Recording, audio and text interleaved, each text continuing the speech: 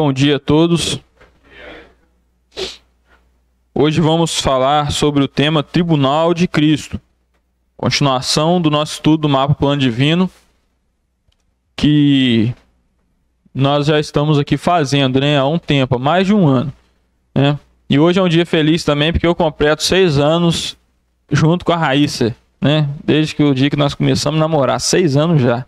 O tempo passa muito rápido. Há 6 anos atrás, hoje, eu estava lá na praia, lá, e o Elzo me apertou. Guilherme, você vai namorar ou não vai? Aí eu tive que aceitar, Estava lá na praia esse dia. Mas hoje estamos completos 6 anos. É um dia muito feliz, Que os irmãos possam estar orando por nós, pelo nosso casamento, E que tudo dê certo, tudo prossiga na vontade do nosso Deus, Então vamos lá para o nosso mapa. Já está aqui na versão 16, a 16ª edição que a gente já está, Nessa nova edição que eu lancei dia 11, no caso ontem, que eu fiz algumas alterações. Tem algumas coisas relevantes, que eu alterei. Primeiro eu dei uma melhorada aqui em algumas cores, nos tons, mais para ficar bonito mesmo o trabalho. Estou melhorando aos pouquinhos agora a estética do mapa, para ele ficar um mapa mais bonito, mais apresentável. Eu troquei algumas fontes, A vestimenta aqui de Satanás, que antes era amarela, eu coloquei vermelha. Eu mudei aqui também a fonte aqui também, Fiz algumas alterações para ficar um pouco mais bonito, Ficar agradável aos olhos também, No início do mapa aqui também eu fiz alguma alteração aqui no início do mapa. Aqui é onde representa a terra original, Aqui antes tinha uma imagem ali que tinha mato, grama, mas quem entende e conhece essa teoria da lacuna apresentada ali, afirma que nessa terra original não tinha vegetação. Isso foi criado nos 7 dias da criação, Foi na recriação da terra, foi aqui que foi criada a vegetação, animal, Antes só teria ali água, A gente vê também no início, o Espírito do Senhor movia sobre a face das águas, Tem outra passagem também que o Senhor fez a terra do meio das águas, Então dá a entender que já existia água e já existia pedras preciosas. E porque também fala que Satanás andava no brilho das pedras afogueadas, Então eu coloquei aqui também uma imagem, uma ilustração com uns raios de luz ali para a gente dar uma noção, Você lendo Ezequiel capítulo 28 e vendo a imagem aqui, você vai ver a composição que está bem melhor agora, Essa imagem. Mas enfim, foram essas as mudanças, mas vamos lá para onde a gente vai falar hoje, No estudo passado falamos aqui um pouco sobre o arrebatamento, mas para lembrar os irmãos, as passagens que mais falam do arrebatamento, dessa retirada, as passagens que falam dessa retirada, que há uma retirada, é lá em 1 Tessalonicenses capítulo 4, versículo 13 a 18, João capítulo 14, de 1 a 3, fala: credes em Deus, crede também em mim, na casa do Pai há muitas moradas, Jesus falando, Ele fala que nos levaria com Ele, para onde que Ele estivesse, nós também estaríamos. Lá em 1 Coríntios capítulo 15, 52 também, ali em diante, vai falar sobre a transformação do nosso corpo, que acontece juntamente com esse arrebatamento. E lá em 2 Tessalonicenses 2,6 também fala de uma retirada, até que do meio seja tirado. Então tudo dando a entender que vai haver um tempo que a gente vai ser retirado dessa terra, que nós chamamos de arrebatamento. Já falamos um pouco sobre isso aqui no estudo passado. Aqui no mapa Plano Divino, se a gente vê aqui na dispensação da graça, a gente vai ter essas setinhas, igual eu já falei no estudo passado, que tem aqui algumas igrejas, essas setinhas aqui, todas elas apontando aqui para uma subida, Até coloquei aqui, escrito aqui bem pequeno, tá aqui, escrito aqui, Deixei bem claro aqui, Todas as pessoas que aceitaram a Cristo serão arrebatadas, independente da denominação. Acho que todo mundo concorda com isso, Já falamos no estudo passado, Então, no dia que acontecer esse arrebatamento, descrito ali muito bem em 1 Tessalonicenses 4, coloquei, está escrito aqui deitado, o arrebatamento da igreja ao encontro do Senhor nos ares. Aí eu coloquei aqui a passagem aqui, 1 Tessalonicenses 4, 16 a 17 ali, E nessas rotas aqui que sobe, tá vendo que tem uma setinha subindo, Terminou a dispensação um período da graça ali, antes da grande tribulação, acontece as setinhas para cima, simbolizando o nosso encontro com o Senhor nos ares, né? E também tem umas setinhas aqui para baixo, né? Tá vendo essa setinha aqui, ó? Tá aqui uma alma, né? Eu tentei representar aqui uma alma, né? Umas setinhas aqui descendo, tá vendo? Neste mesmo evento. Por que que tem essas setinhas aqui descendo?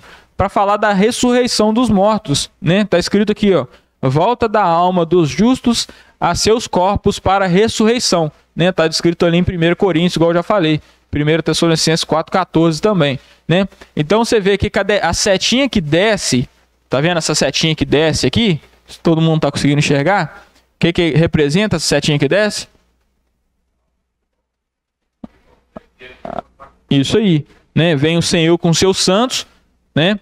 O Senhor vem, traz com ele as almas dos mortos, né? Por exemplo, a dona Leia, os outros irmãos daqui que já partiram, né? Eles vão voltar, as almas deles vão vir com o Senhor, né? E eles vão ser transformados primeiro, eles vão receber os seus corpos primeiro. Aí eu coloquei aqui, ó, é uma etapa da primeira ressurreição, né? Era a ressurreição para a vida, que acontece ali junto no arrebatamento. Eles recebem os seus novos corpos, né? Um corpo glorioso, e nós, depois dele, seremos transformados também, né? Então esse aí é o evento do arrebatamento, né?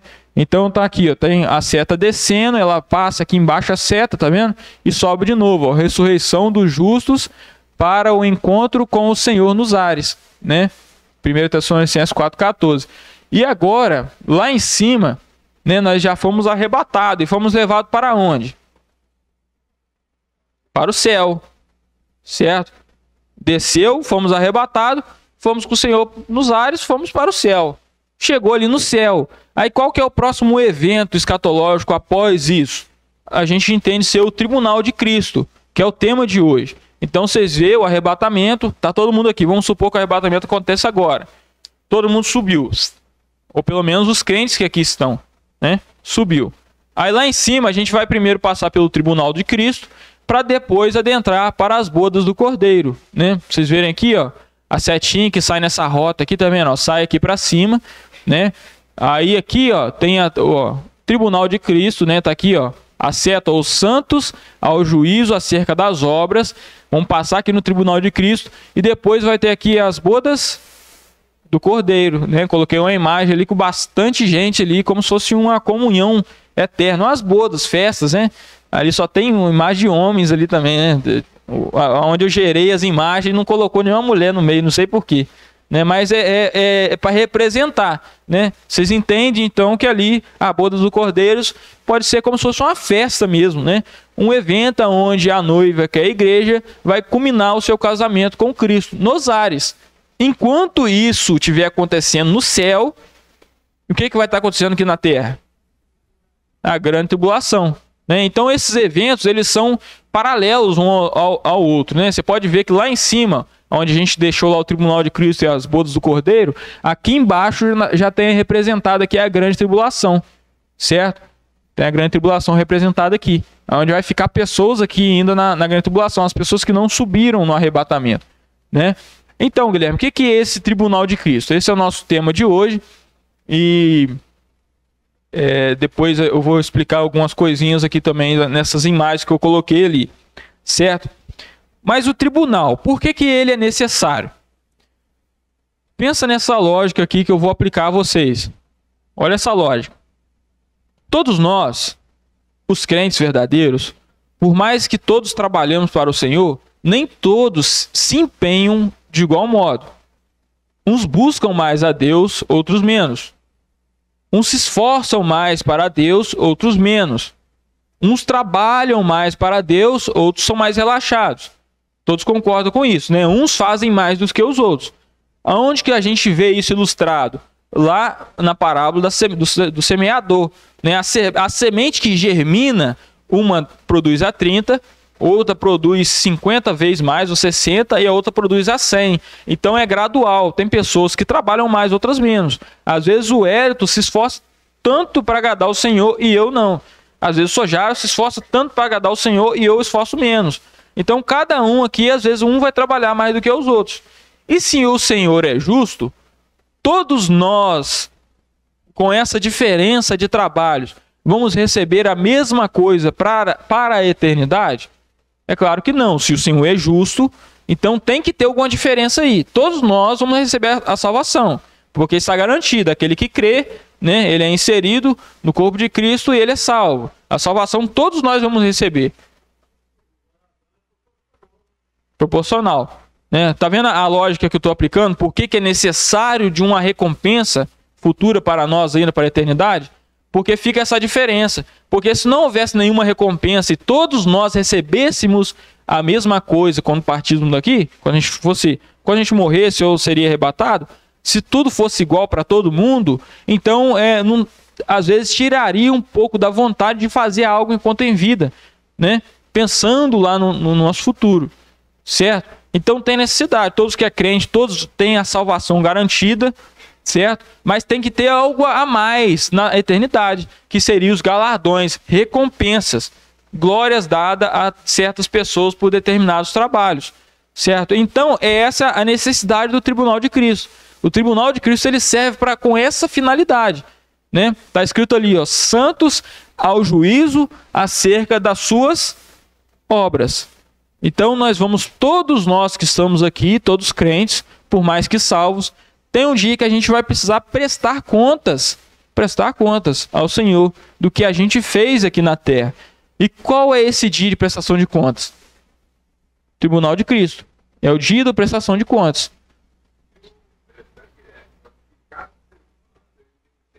Chamado de interesse. Esse sentimento de interesse, ele tem uma lógica. Deus ele desenvolveu, ele criou isso em cada ser humano para que houvesse esse desejo, né? Mas com a entrada do pecado, esse sentimento de interesse nosso começou. Ele saiu para esse mundo, né? Então tudo é movido de interesse. Quando a gente levanta de madrugada para ir na academia, nós estamos com interesse. Quando a gente deixa de sair para estudar, por causa do interesse, né? Quando a gente sai cedo para trabalhar todo dia, é por causa de um interesse, né? Então é esse sentimento que nós deveríamos aplicar nas coisas espirituais. E às vezes muitos aplicam, agora outros não, mas todos têm esse sentimento de interesse, de ter algo. Isso. Então, em resumo, pode falar, Levi. Eu gosto muito daquele texto de 1 Coríntios 3, fala da classificação das obras. Ouro, prata, pedras preciosas, palha, ferro e madeira. E ali vai ser provado pelo fogo. E aquele que queimar, são as obras dos crentes. E aquela que queimar, o tal sofrerá detrimento, contudo será salvo. Como pelo fogo. É essa passagem que dá luz a essa ilustração que está ali, ó, certo? Então, em resumo, o que é o tribunal de Cristo? O tribunal de Cristo é um julgamento acerca das obras dos crentes e que ali não tem finalidade de condenar a pessoa. Não é um tribunal florense de condenar a pessoa, de dar sentença para a pessoa. E sim, é um tribunal como se fosse um julgamento de umas Olimpíadas, por exemplo. A pessoa ali faz as manobras dela e o juiz está julgando a pessoa ou os seus feitos? Os seus feitos. O juiz, nota 10 para você, nota 9. Então é mais ou menos isso. O julgamento não é para julgar o atleta, é para julgar as suas obras, o que ele fez ali na sua cobracia, nos seus movimentos, né? Essa palavra é muito difícil para mim, a cobracia, né? Nos seus movimentos. Então o tribunal de Cristo é mais ou menos isso. É o julgamento a respeito das obras. Esse tema é muito interessante porque eu achei mais fácil mostrar isso na Bíblia, que tem muitas passagenzinhas. Por mais que tenha dúvidas e a Bíblia não esclarece tanto em algumas partes, em outras partes a Bíblia é bem clara sobre o tribunal de Cristo, né? E tá ali as passagens, tá aqui embaixo ali, ó. 1 Coríntios 3, de 9 a 15, 2 Coríntios 5, 10 e Romanos 14, versículo 10. Eu vou pedir para colocar ali para a gente poder estar lendo junto. Primeiramente, coloca ali 2 Coríntios 5, 10. Primeiramente, um versículo só, né?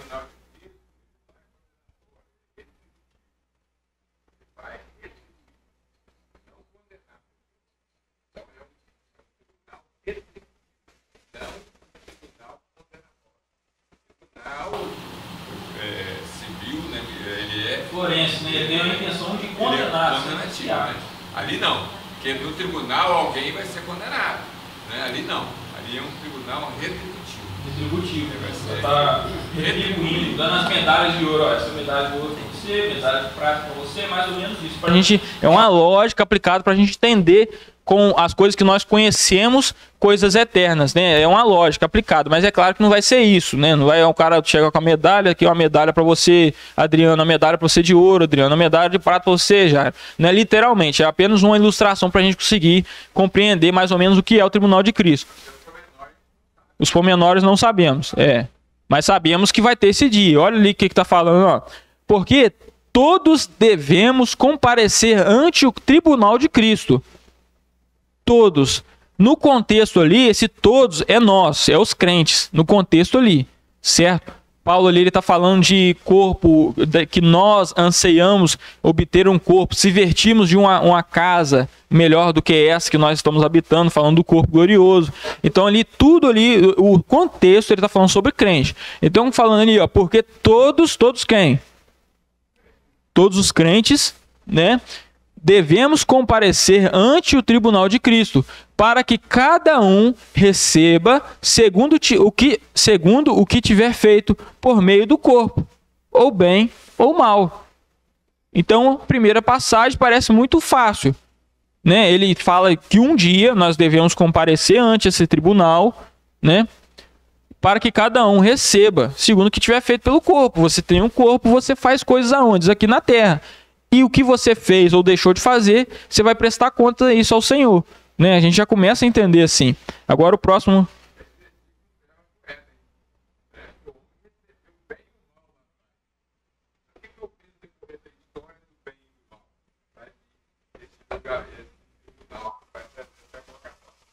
É o bem e o mal que o homem recebe lá no Éden. E ele conduz toda a sua vida com essa maldição ou liberdade do bem e do mal. E a gente, os crentes, vão ter que prestar contas. Agora lá em Romanos, capítulo 14, 10. Romanos 14, 10. Um versículo fácil de ler. Ó, mas tu, por que julgas teu irmão? Ou tu também, por que desprezas teu irmão? Pois todos havemos de comparecer ante o tribunal de Cristo. Então, ali, por que você está julgando o seu irmão? Não precisa julgar as intenções dele. Porque vai ter um dia que essas intenções vão ser reveladas. Vão ter um dia que essa pessoa que você está julgando, ela vai ter que prestar contas. Então, não precisamos julgar uns aos outros aqui, no sentido de intenção, eu julgar a intenção do Jaro, julgar a intenção do Silas, do Hélito, do Levi, entendeu? Não preciso julgar a intenção deles, porque vai ter um dia que o justo juiz, Jesus Cristo, vai julgar a gente e as nossas intenções, que vai ser no tribunal de Cristo, certo? É esse evento chamado tribunal de Cristo. Agora, aquela passagem que o Levi citou de 1 Coríntios, capítulo 3, versículo 9 em diante, veio. Não, pode passar mais para frente.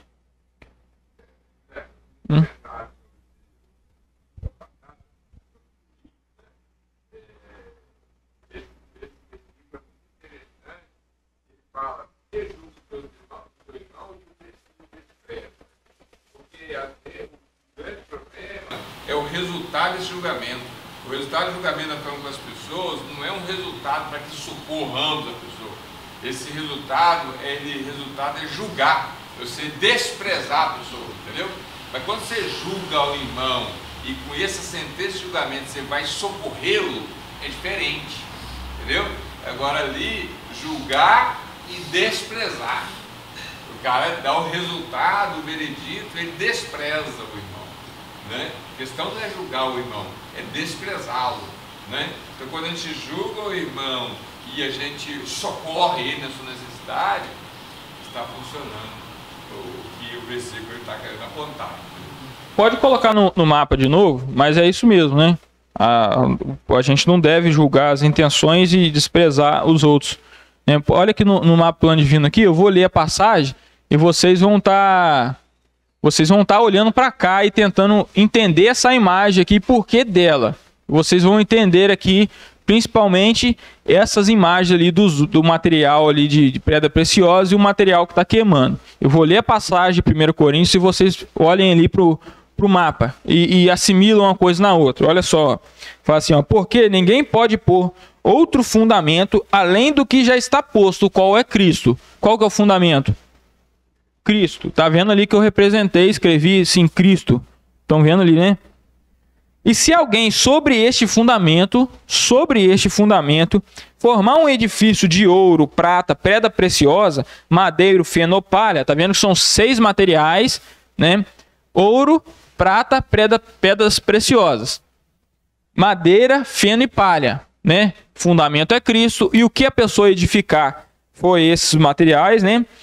O dia a declarará, porque pelo fogo será descoberta, e o fogo provará qual seja a obra de cada um.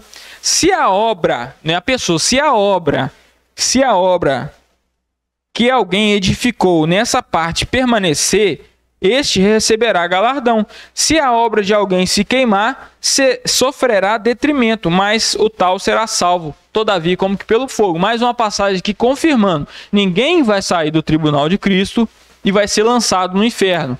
Todos os que passaram no tribunal de Cristo são salvos, e eles ali estão recebendo o que fizeram por meio do corpo. Ali não tem intenção de condenar céu ou inferno ali, né? Não é essa a intenção do tribunal de Cristo. O tribunal de Cristo não é o juízo final, também, que a gente vai falar depois algumas diferenças. Mas vocês conseguiram entender aqui a lógica das imagens, né? Tem uma base, e quem que é o fundamento? O fundamento é Cristo. O que a pessoa edificar vai ser provada pelo fogo. Vamos supor que eu, Guilherme, eu vivi uma vida toda praticando coisas boas, coisas ruins. Intenções boas e intenções ruins. Então vai estar um montante ali do que eu fiz, minhas obras. Vamos supor, vamos tentar imaginar assim. Chegou lá, tá eu aqui, corpo glorificado, tô frente ao juiz, que é Jesus Cristo. Tá na minha vez do julgamento. Tudo que eu fiz está numa plataforma. Tudo que eu fiz. Ali vai ter ouro, vai ter prata, vai ter madeira, vai ter fino, tá tudo misturado. Aí é como se Jesus jogasse um fogo ali. Aquele fogo, ele vai consumir o quê? Os materiais que são consumíveis pelo fogo, que são esses materiais aqui, ó, de madeira, feno e palha. Exato? E quando consumir esse material, o que vai restar ali naquela plataforma? Vai restar as coisas que ficaram, que vai ser os materiais preciosos. Então é mais ou menos isso. Tá vendo? A ilustração é mais ou menos essa. Aí o que sobrou ali, sobrou 2 moedinhas só de ouro. Aquilo é seu galardão, entendeu? Mais ou menos assim, irmãos, a ilustração. É claro que isso não é literalmente dessa forma. Você pode ver que Paulo e outros autores bíblicos, eles tentam ilustrar realidades eternas com coisas que nós entendemos. Ele está traduzindo para nós. E a gente, se ele falasse tintim por tintim como seria, a gente não teria capacidade, às vezes, de entender. Porque é algo muito maior do que pensamos. Vocês concordam com isso? Então essa é a necessidade dele falar usando figuras, coisas que a gente conhece. Então será provada pelo fogo, né? Aí vamos supor, o Lucas foi lá, tem um montante do Lucas, foi lançado o fogo, queimou a palha, a madeira e o feno, sobrou lá 2 barras de ouro, prata e esse aqui é o seu galardão. Mais ou menos isso. Então conseguindo compreender? É uma coisa, suas obras vão ser provadas, você vai receber por aquilo. Pode falar.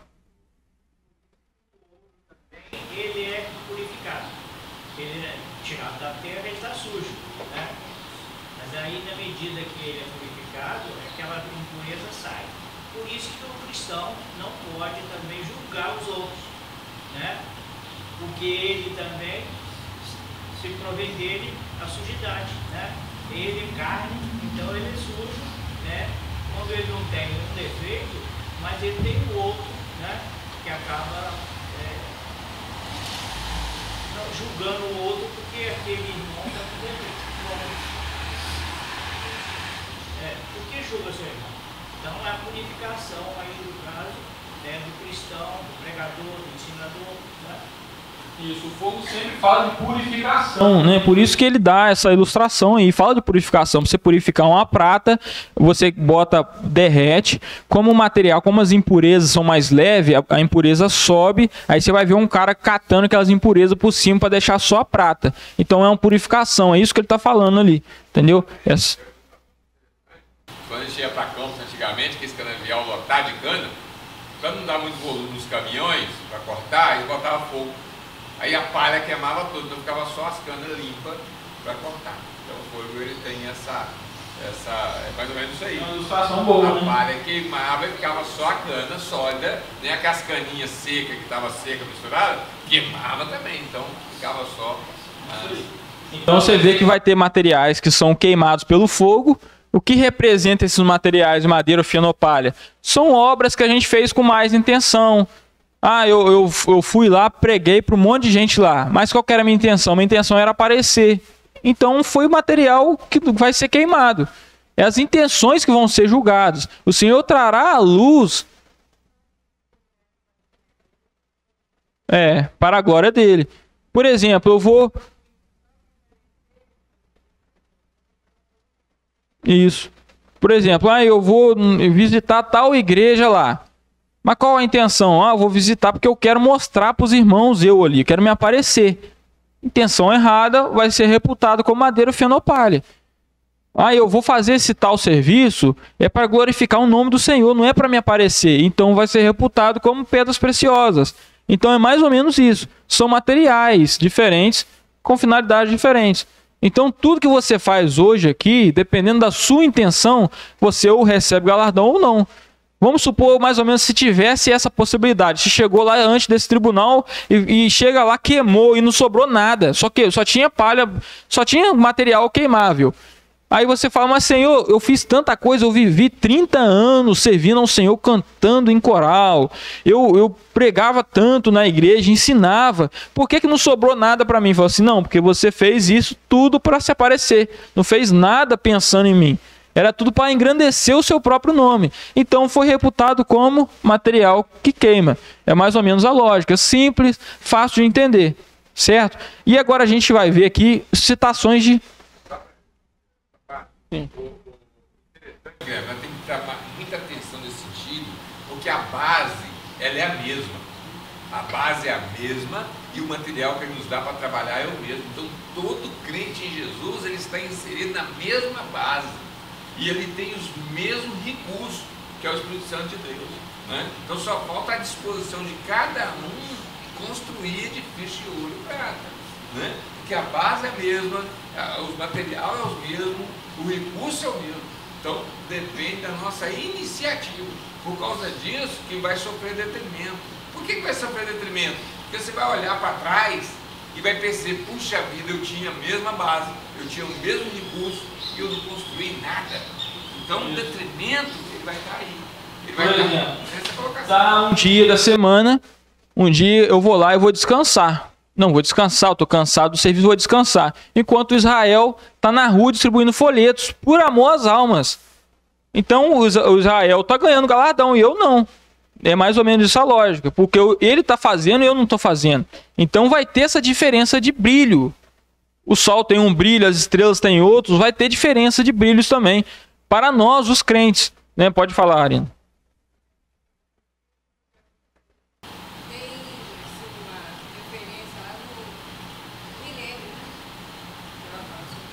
Isso, a gente vai falar qual é a finalidade desse galardão e dessas coroas. A gente vai tentar falar também um pouco sobre isso. Sim.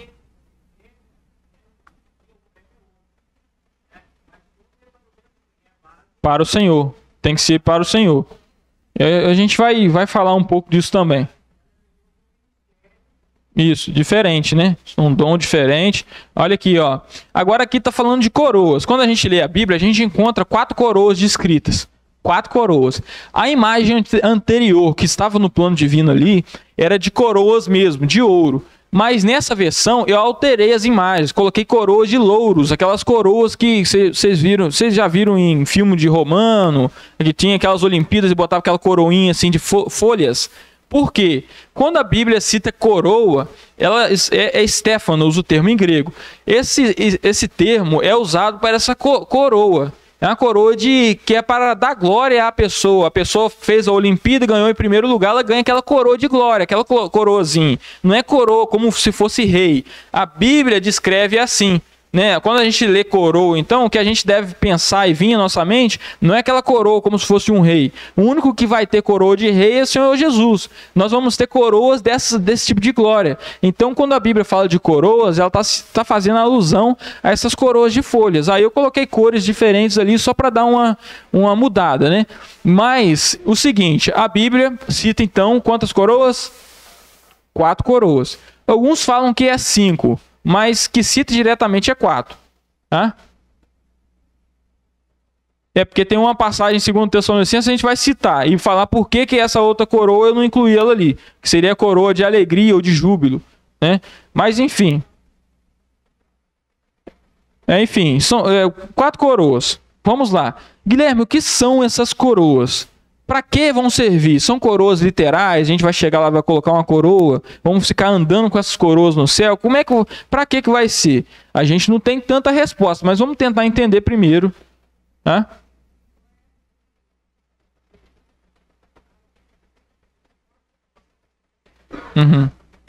São folhas, né?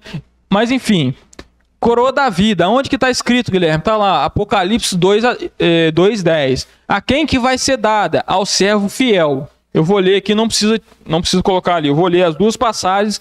Tem 2 passagens que citam coroa da vida. Olha aqui, ó. A primeira delas está em Apocalipse 2:10, que fala assim, ó: não tenham medo das coisas que você vai sofrer. Eis que o diabo está para lançar algum de vocês na prisão, para que vocês sejam postos à prova e passem por uma tribulação de 10 dias. Seja fiel até a morte e eu lhe darei a coroa da vida. Seja fiel até a morte e eu te darei a coroa da vida. Certo? A primeira citação do coroa da vida é essa. Depois nós temos aqui a de Tiago, que fala assim, ó: bem-aventurado é aquele que suporta com perseverança a aprovação, porque depois de ter sido aprovado, receberá a coroa da vida, a qual o Senhor prometeu aos que os amam. Certo? Então a coroa da vida ela está associada ao servo fiel, ao mártir, aquele que passa e suporta a aprovação, né? A coroa da vida. A coroa da justiça está citada ali em 2 Timóteo 4:8, né? Uma passagem só que cita essa coroa, né? Eu coloquei escrito ali, ó: para ganhar essa coroa, a gente tem que amar a vinda do Senhor, né? Olha o que fala lá nessa passagem.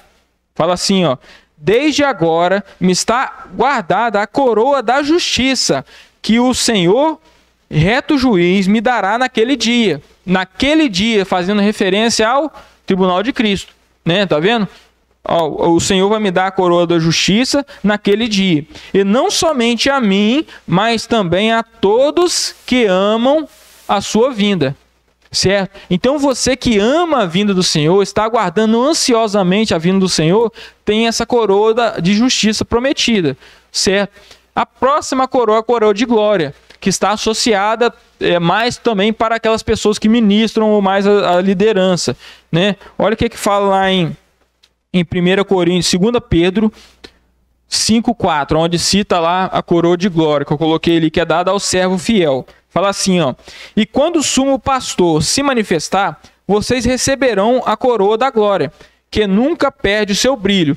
Antes desse versículo, que ele estava falando assim, ó: apacentem bem o rebanho do Senhor, né? Está falando ali para ali apacentar o rebanho do Senhor. E fala que quando o sumo pastor fizer isso de bom coração, né? Apacentar o rebanho com boas intenções, não intenções gananciosas. Aí fala que quando o sumo pastor, que é Jesus, se manifestar, fazendo alusão também mais uma vez ao tribunal de Cristo, ele vai te dar uma coroa de glória. Então essa terceira coroa citada na Bíblia. A outra coroa citada na Bíblia é a coroa incorruptível. E aqui, esse nome corruptível faz mais alusão mesmo a essa coroinha de folha, né? Olha aqui a passagem para vocês entenderem, ó. Tá lá em 1 Coríntios, capítulo 9, 25. Fala assim, ó: todo atleta em tudo se domina.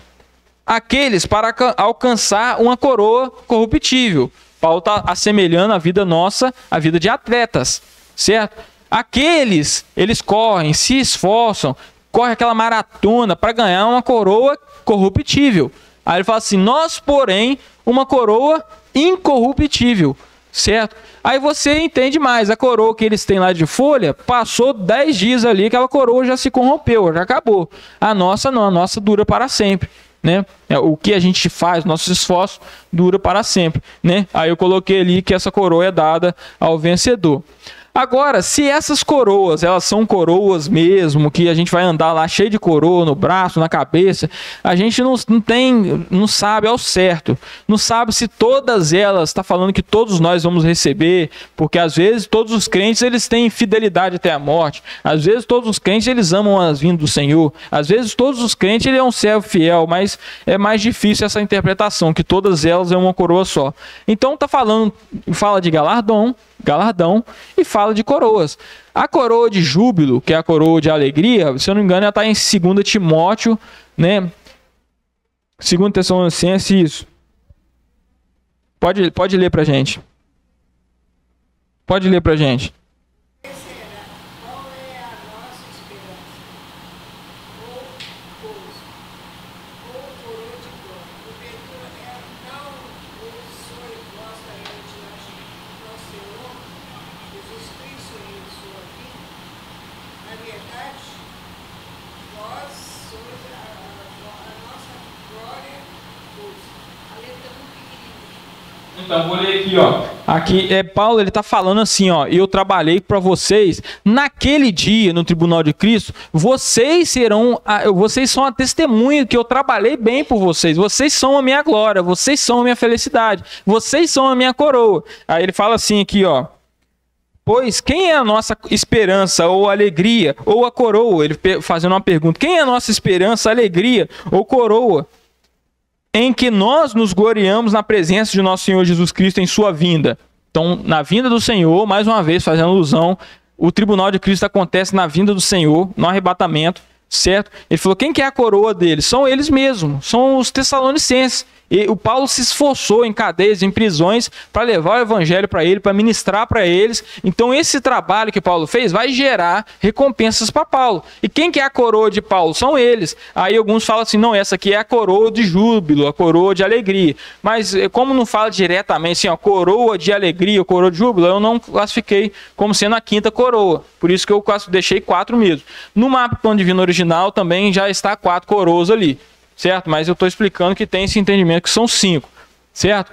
Então vocês entenderam. Fala de galardão, materiais preciosos, e falam também de coroas que as pessoas podem ou não receber no tribunal de Cristo, os crentes, certo?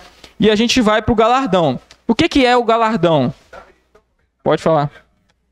Interessante ali esse versículo, quando a gente lê o versículo 25, ele diz assim, todo aquele que luta de tudo se abstém. E eles os fazem para ganhar uma coroa incorruptível. Uma coroa corruptível. Né? Então, ele está usando um atleta. Um atleta, ele se abstém de muita coisa para poder estar em forma. Aquele Michael Phelps, ele treinava a média de 10 horas por dia. Foi um dos maiores medalhistas do mundo. Então, o que eu queria chamar a atenção aqui? Nós, para alcançarmos essa coroa, nós também temos que nos abster de certas coisas. Né? Abster de certas coisas. Entendeu? Fala de autodomínio, não ceder às nossas vontades. Porque lá o atleta, ele não pode ceder às suas vontades, ele tem que se abster das coisas para poder alcançar um patamar, para ganhar uma coroa corruptível. Então, nosso esforço, ele tem uma coroa muito maior. Então vale a pena se esforçar. Aquele versículo que fala do exercício corporal tem pouco proveito, mas o exercício da piedade, ela gera galardões ou premiações eternos, né? Então é comparando isso. E aqui, se eu perguntar para vocês então, vocês estão sabendo. Pode falar, irmão.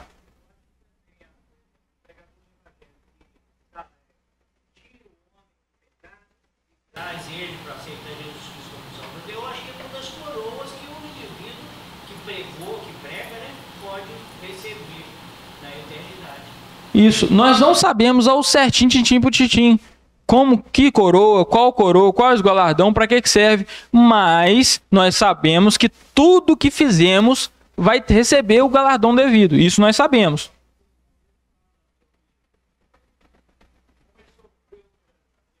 Isso.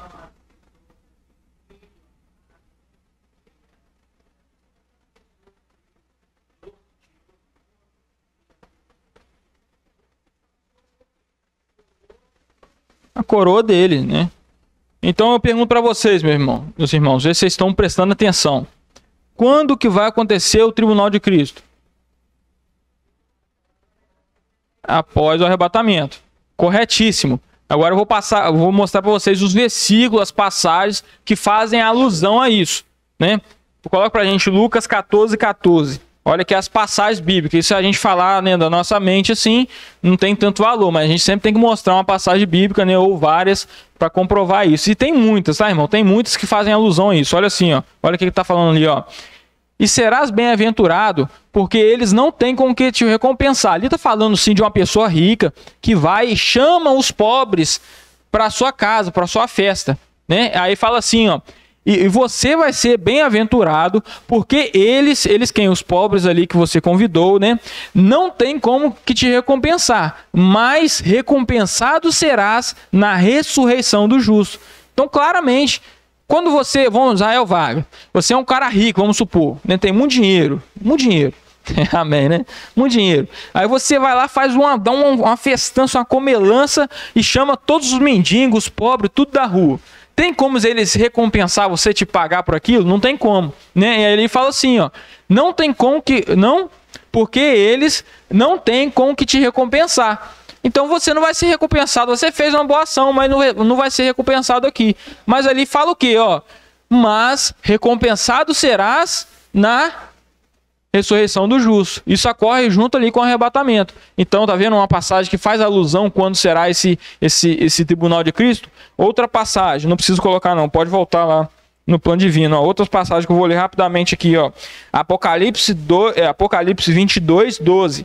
Fala assim, ó: eis que cedo venho, e o meu galardão está comigo, Jesus falando, e o meu galardão está comigo para dar cada um segundo a sua obra. Tá vendo aqui? Eis que cedo venho, então faz alusão ao quê? Que vai ser na vinda, no arrebatamento. Eis que cedo venho, o meu galardão está comigo para dar cada um segundo a sua obra. Outra passagem, Filipenses 2:16.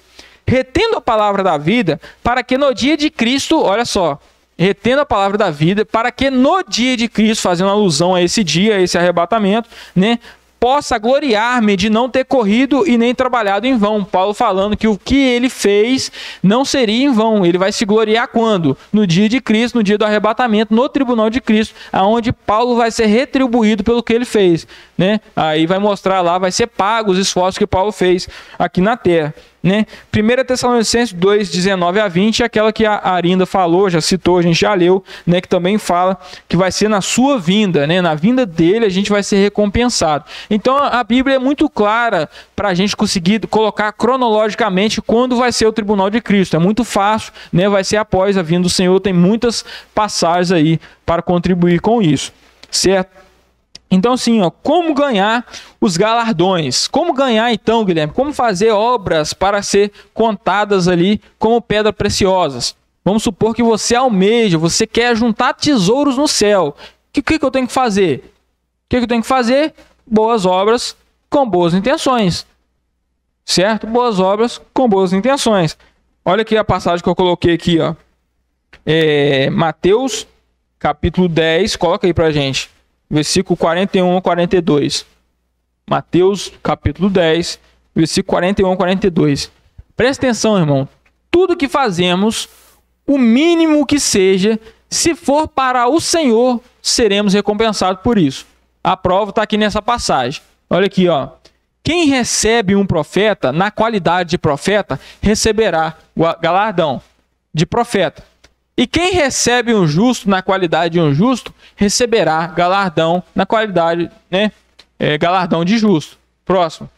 E qualquer que tiver dado, só que seja um copo de água fria a um destes pequenos, em meu nome, em nome de discípulo, em verdade vos digo que de modo algum perderá o seu galardão.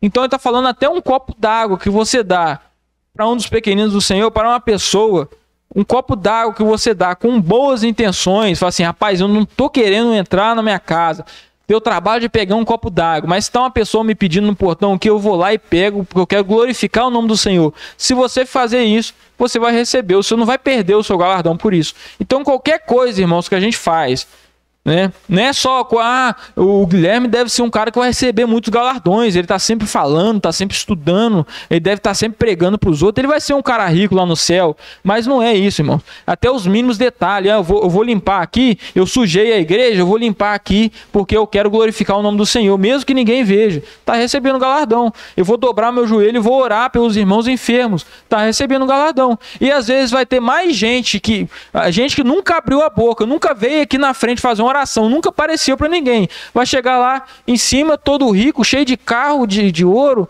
entendeu? Relógio no braço, todo rico, e tá eu aqui que tô sempre pregando aqui, às vezes a vida inteira pregando, chegou lá um chinelinho no pé, não vou ganhar quase nada. É uma alusão, tá, irmãos? É um exemplo, né, para os irmãos entender que qualquer serviço que vocês fazem em nome do Senhor vai receber galardão, qualquer coisinha mínima que seja.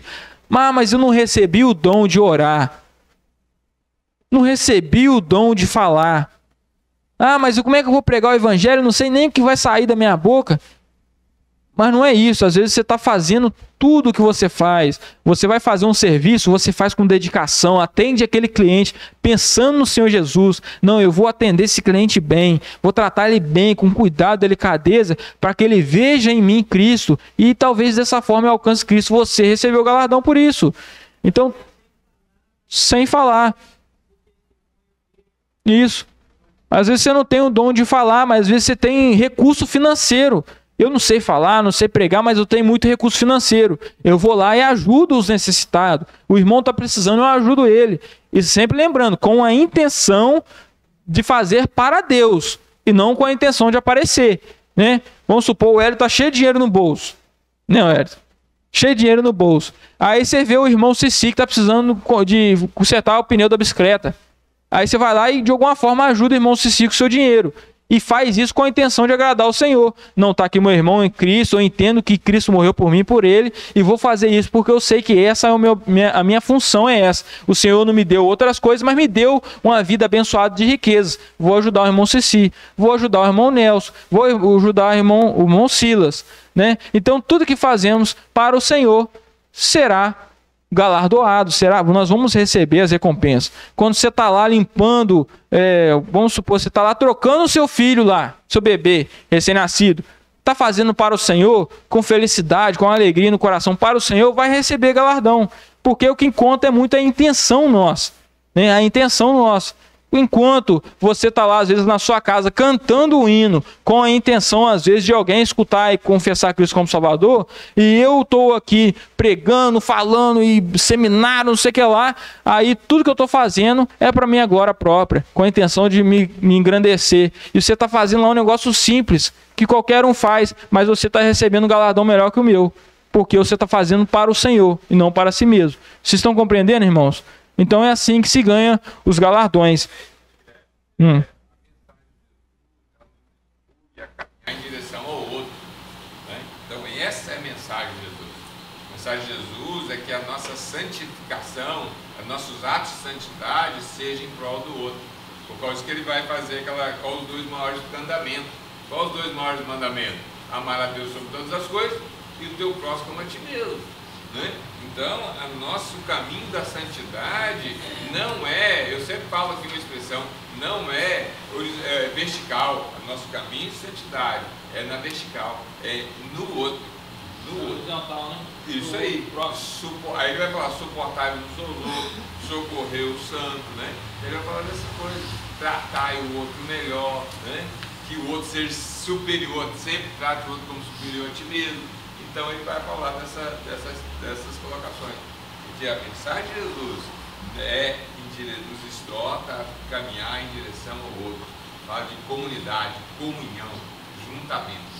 Aí você vai entender essa passagem aqui, ó, de Mateus 6, 19 a 20, que fala assim, ó: não acumulem tesouros sobre a terra, onde a traça e a ferrugem corroem, e onde os ladrões escavam e roubam, mas ajuntem tesouros no céu. De que forma que a gente ajunta tesouro no céu? Boas obras, boas intenções, né?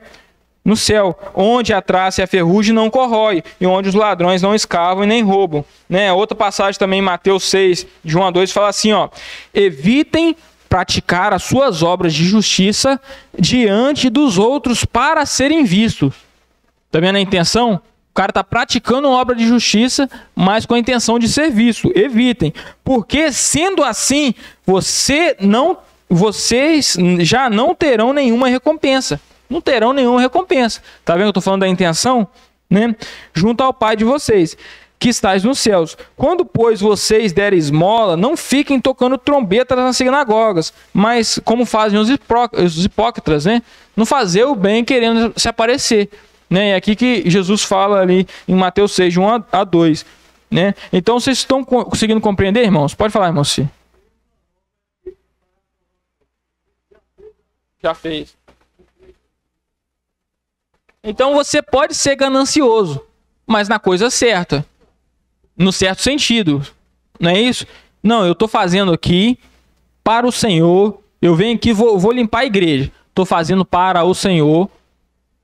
E estou fazendo para ganhar, que eu tenho a vontade de ganhar, mas não é ganhar dinheiro, é ganhar tesouros no céu. Né? Aí que o meu pai faz uma aplicação, nós recebemos uma ganância, só que o pecado corrompeu essa ganância para buscar coisas da terra.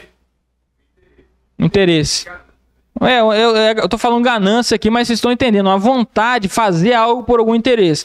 Então que a gente faça com o interesse de quê? De receber tesouros no céu. Certo? Eu vou ir na visita com a irmã Tisa. Vou ir com o interesse de receber tesouro no céu. Não é isso? Eu vou me esforçar, não estou com vontade nenhuma, mas eu vou na reunião hoje, vou cantar com a intenção de receber tesouro no céu. Tratar melhor meu vizinho, né? Minha esposa me irrita, me tira do sério, dá vontade de sair falando tudo, mas eu vou me refrear a minha língua e vou fazer isso com o quê? Com a intenção de receber galardão. E você terá.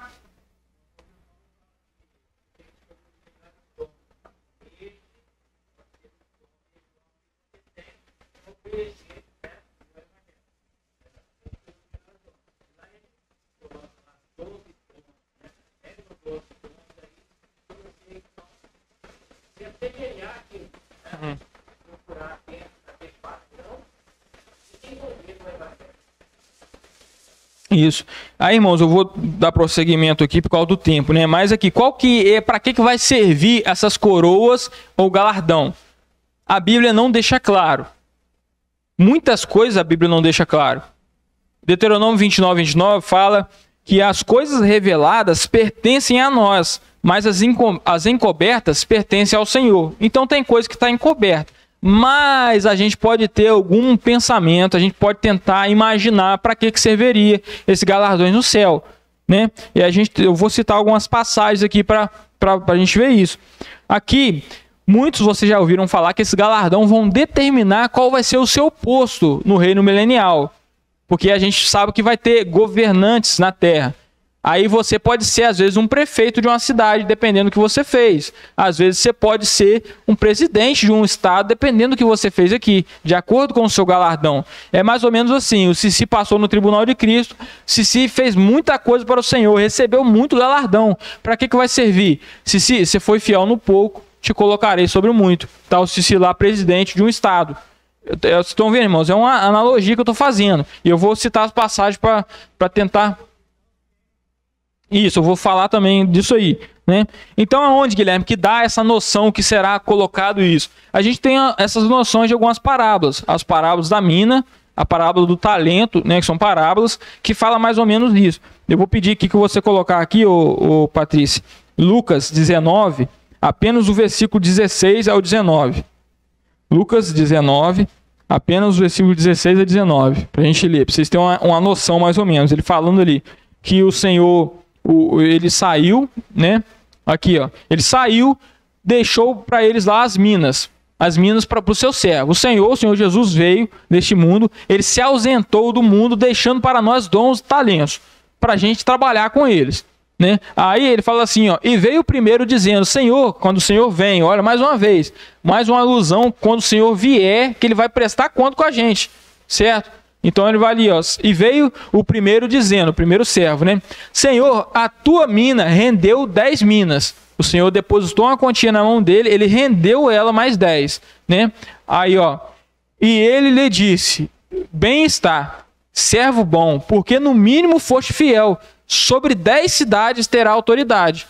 Tá vendo? Então, sobre essa parábola, não é uma parábola, mas alguns tiram essa alusão, que o seu galardão, quanto mais você tiver, mais coisa você vai fazer, o seu posto vai ser melhor no reino milenial, que nós vamos estar ajudando a reinar com Cristo. Vai ter pessoas comuns na terra, nós já estaremos com corpos glorificados, mas cada um terá uma função diferente do outro, que vai ser determinada pelo galardão, pelas recompensas.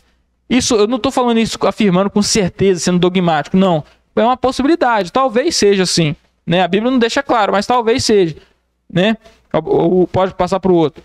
E veio o segundo dizendo: Senhor, a tua mina rendeu 5 minas.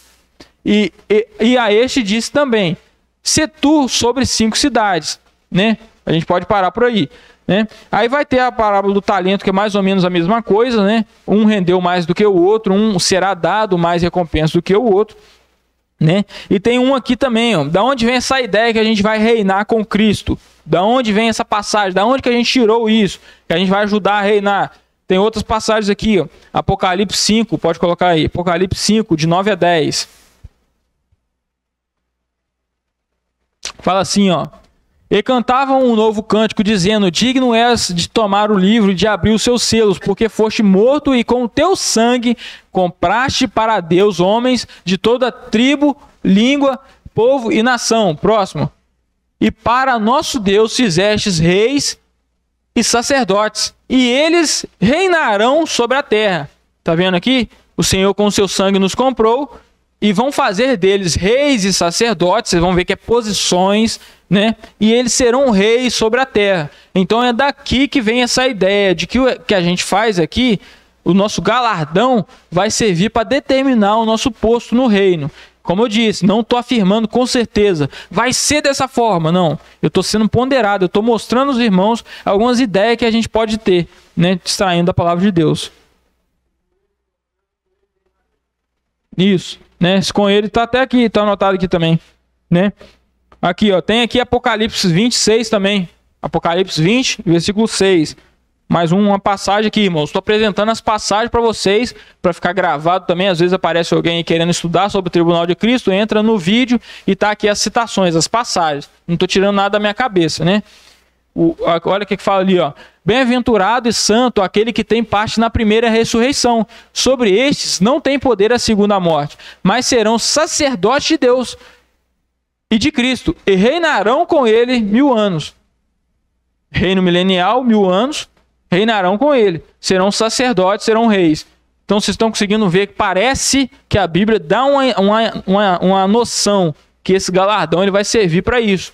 Entendeu, Leni? Se a senhora fez pouco aqui, Leni, vamos supor que você vai chegar lá, vai ser uma vereadora. Entendeu? No final de rua ainda.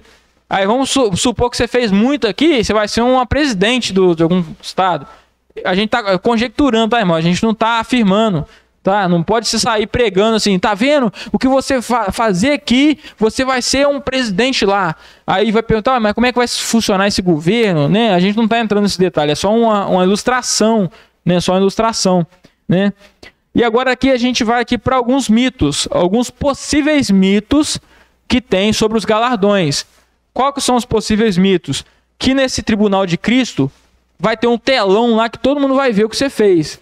É um possível mito, né? Você já deve ter visto isso falar. Ah, naquele dia vai ter um telão lá, vai passar a sua vida toda, assim, o pessoal da igreja tudo vai ver o que você fez, as suas intenções. Isso é o que se prega, mas não tem nenhuma passagem que fala isso, tá, irmãos? É claro, nem tinha telão naquela época. Então é só uma aplicação que fazem. Então é um possível mito. Pode ser que isso não seja verdade, né? Pode ser que todos vão ficar sabendo o que o Adriano fez, mas pode ser que ninguém vai ficar sabendo, só Cristo. A gente não sabe. Tá entendendo? Tá entendendo, pessoal? Estamos entendendo, compreendendo? Então é um possível mito. Da onde vem essa ideia? Vem lá de 1 Coríntios 4, versículo 5. 1 Coríntios 4, versículo 5. Que fala assim, ó: portanto, nada julgueis antes do tempo, até que venha. Olha só, mais uma vez fazendo a alusão à vinda dele, e que nessa vinda ele vai fazer esse tribunal de Cristo. Olha assim, ó: até que o Senhor venha, o qual também trará à luz as coisas ocultas das trevas e manifestará os desígnios dos corações. Tá vendo aqui? Quem que vai mostrar as intenções dos corações? Quando isso será julgado? Não é você que vai ficar apontando o dedo. né?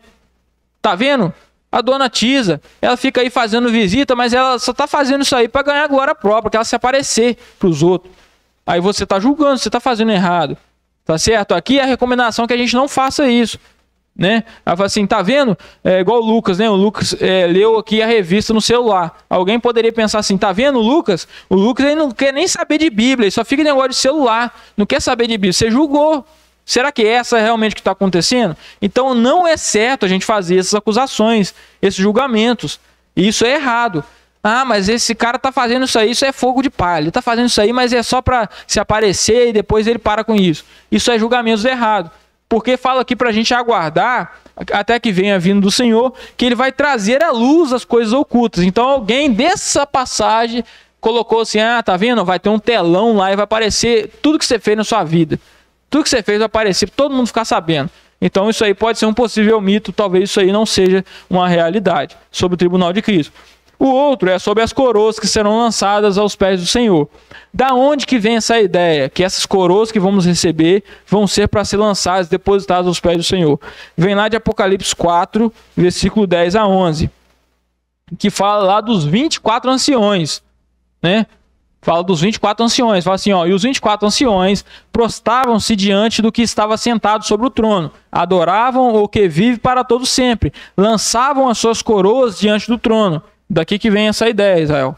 Daqui que vem essa ideia. Dizendo, digno é o Senhor de receber glória e honra e poder, porque tu criaste todas as coisas, e por tua vontade são feitas, por tua vontade são e foram criadas. Então daqui que vem essa ideia que as nossas coroas vão servir para ficar jogando nos pés de Cristo. Mas pode ser que seja, pode ser que esses 24 anciões representem a igreja, pode até ser, mas não é uma coisa clara, então não dá para a gente ficar afirmando com certeza, não, com certeza vai ser isso, não dá, mas pode ser que sim.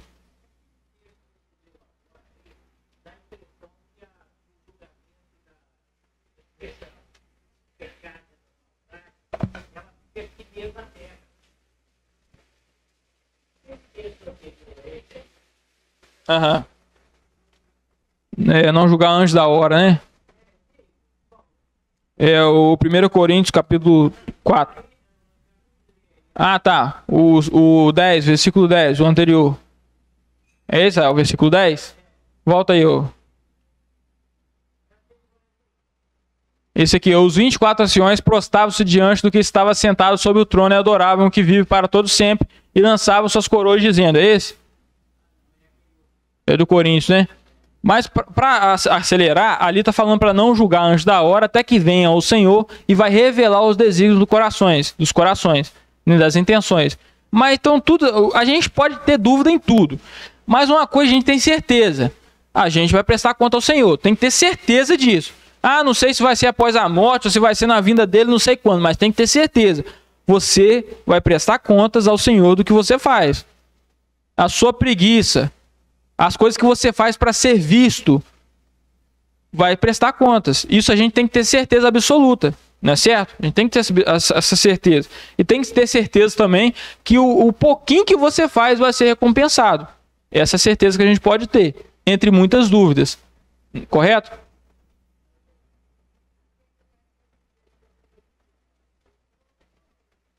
Como?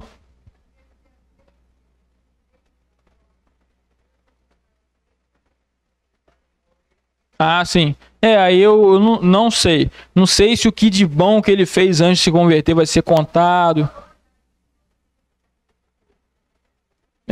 Aí todos vão falar que todos vão receber a coroa incorruptível, porque todos nós já somos vencedores quando cremos no Senhor Jesus. Então são coisas que a gente fica em dúvida. Realmente não tem como a gente afirmar nada com certeza, né? Mas, irmãos, eu coloquei aqui as diferenças entre o tribunal de Cristo e o juízo do trono branco. Volta lá pro mapa para a gente poder encerrar então, né? As diferenças, vou falar rapidamente. Porque alguém pode confundir, né? O tribunal de Cristo que está aqui, tá vendo? O que a gente já falou sobre ele, né? Onde só vai passar crentes, certo? Só vai passar crentes. Pode confundir também com o juízo do trono branco, aonde só vai passar ímpios. Então são julgamentos diferentes, em momentos diferentes, certo? Para pessoas diferentes, com resultados diferentes, certo? O tribunal de Cristo acontece no arrebatamento. O milênio, ó, o juízo do trono branco já acontece depois do milênio, está lá em Apocalipse 20, certo? As pessoas que passam pelo juízo do trono branco falam que são mortos, né? Todos nós já vamos estar ressuscitados. Aí ele fala que os mortos vão passar por esse juízo, os mortos que estão ali são só os ímpios, certo? Então quem vai ser passado ali por esse julgamento, o juízo do trono branco, chamado também juízo final, vai ser os ímpios. Eles vão receber a sentença. Porque vocês concordam comigo que a partir do momento que a pessoa não aceita Cristo em vida, ele já está condenado? João capítulo 3, versículo 18 lá, os que não recebem Cristo como Salvador já estão condenados. Eles já partem dessa vida condenado. Só que ele precisa receber ainda a sentença. E essa sentença vai ser dada ali nesse julgamento. Vai ser aberto os livros, vai ver ali tudo de errado que você fez. Fala assim, ó, esse aqui não tem jeito. Mas deixa eu ver aqui no livro da vida, vamos ver se ele está aqui. Ih, não tem o nome dele no livro da vida? Sentenciado, lago de fogo, condenação eterna. Então são coisas diferentes, com propósitos diferentes, não são iguais. Não confundam então o juízo do trono branco com o tribunal de Cristo. Final do milênio, né? Tá lá em Apocalipse capítulo 20. Se você ver lá, vai ser no final do milênio. Você pode ver aqui, ó, o reino milenial aqui, representado nesse círculo, certo? No final do milênio tem uma rebelião final ainda, Gog e Magog, está lá descrita lá em Apocalipse capítulo 20, 7 a 9, né? Aí vocês podem ver aqui, ó, as rotas, ó, salvos do milênio para a eternidade, vão entrar na eternidade, e a outra rota aqui, uma setinha, tá vendo? Ó, a setinha aqui para cima, ó, homens ímpios ao juízo do grande trono branco, certo? A setinha vai lá para cima, ó, juízo do grande trono branco. Certo? Aí depois tem a setinha lá para baixo de novo. Aqui a setinha indo para baixo, ó. Tá aqui, ó. Homens ímpios ao eterno inferno. Tá vendo, ó? Essa setinha, essa rota que vai lá para baixo, dá aqui, ó. Ela dá aqui nesse local aqui. Tá certo? Então vocês podem ver. Eles vão sair aqui. Aqui, se vocês não estiverem enxergando, tem a silhueta de pessoas caindo aqui nesse local de condenação eterna. Então, a suma das coisas são essas. Certo? Tribunal de Cristo para crente. Juízo do trono branco para ímpio, certo? Aí, irmãos, então, por hoje vai ser esse o aprendizado, já chegou ali no momento, e eu queria terminar com duas perguntinhas só para você pensar depois, né? Duas perguntinhas, depois você raciocina sobre essa pergunta. O que você tem feito tem sido para glorificar o nome do Senhor? Outra pergunta, você tem gastado o seu tempo, dinheiro ou talento para Deus? As duas perguntinhas que eu deixo para você pensar depois, né? E sabendo que vamos prestar contas a Deus um dia. Vamos prestar contas. Amém?